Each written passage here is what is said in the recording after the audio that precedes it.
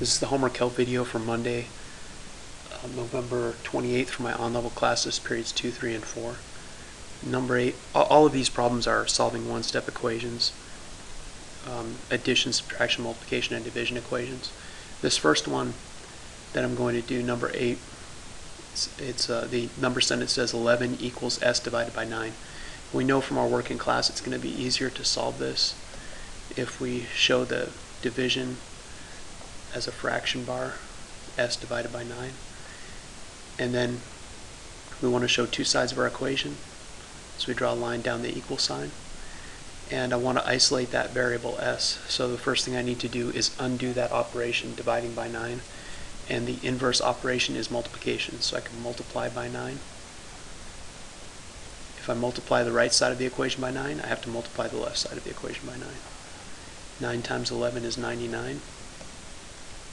And the reason we do this is if I show 9 as a fraction, 9 over 1, when I multiply, these 9's will cancel, and I just get one s or s on this side.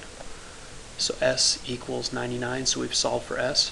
But before I circle my answer, I want to put it back into the original equation to verify, to check my answer. The way we do that is we rewrite the original equation, 11 equals s divided by 9, and then I'm going to put my value for s into that equation. I'm going to substitute it in. 11 equals s. We said s is 99. If that's really true, then 11 should equal 99 divided by 9.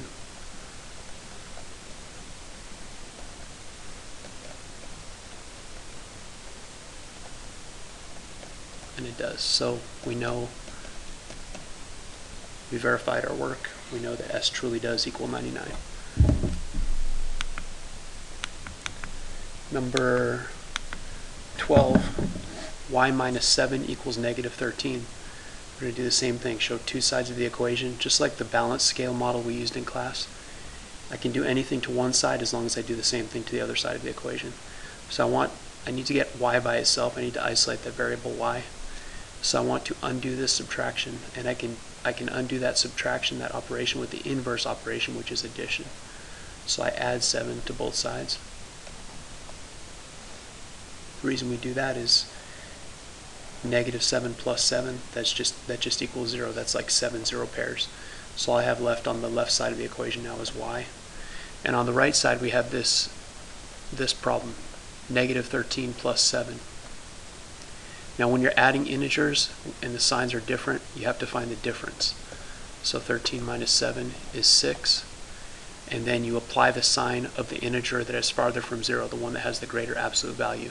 And you can see this negative integer, negative 13, is farther from 0 on a number line than positive 7. So our answer, our sum here, is negative 6. So y equals negative 6. But let's put it back into the original equation to check. Y minus 7 equals negative 13. We're saying y is negative 6. Negative 6 minus 7 should equal negative 13. And now we have a problem where we're subtracting integers. So we change it to addition. Negative 6 plus the opposite of positive 7 is negative 7. So negative 6 plus negative 7 should equal negative 13. And it does, because if the signs are the same, we find the sum. The sum of 6 and 7 is 13, and we keep the sign negative 13. Or you could think of it a couple different ways. If you're at negative 6 on a number line, and you subtract 7, which direction are you going to go? You're going to go to the left, so you'll be at negative 13. If you're at negative 6 on the number line and you add a negative 7, you're also going to go to the left. 7 more spaces to the left, that will also take you to negative 13. So our answer here really is y equals negative 6. We've checked it and verified. Okay, I hope that helps with the homework. I'll see you in the morning.